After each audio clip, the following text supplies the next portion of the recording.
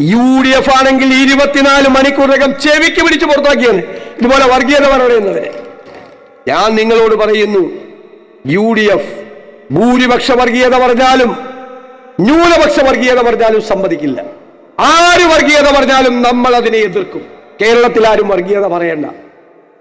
ഏത് കൊമ്പൻ വന്ന് വർഗീയത പറഞ്ഞാലും നമ്മൾ അതിനെ എതിർക്കും.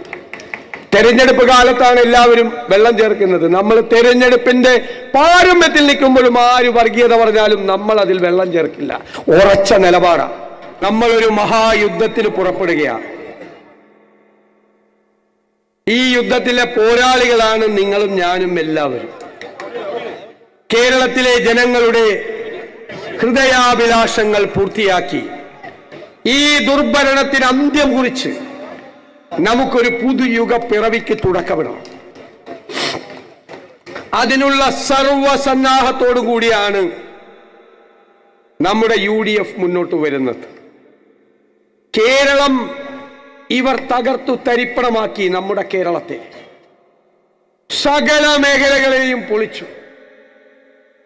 പറയാൻ പോയാൽ നമുക്ക് ഈ തെരഞ്ഞെടുപ്പിൽ അത് ചർച്ചയാണ്.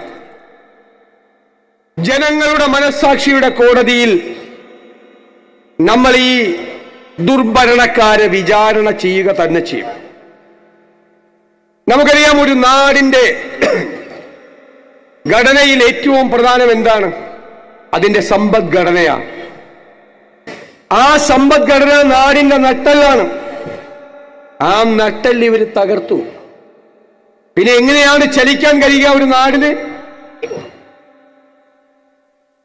അടുത്ത മാസം ബഹുമാന്യനായ മുഖ്യമന്ത്രി ശ്രീ പിണറായി വിജയൻ അധികാരത്തോട് സലാം പറയും.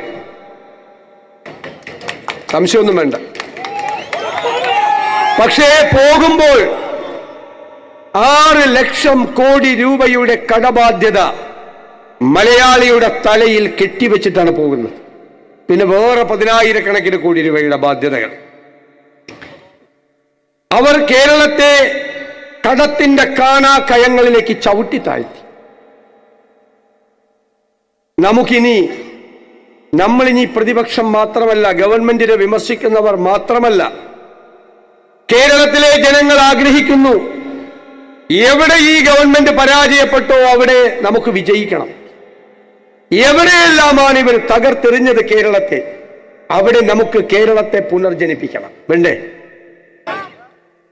അതിനാണ് പുതുയുഗ യാത്ര. ഞാൻ നിങ്ങളോട് അഭിമാനത്തോടെ പറയുന്നു, കഴിഞ്ഞ 2 വർഷക്കാലം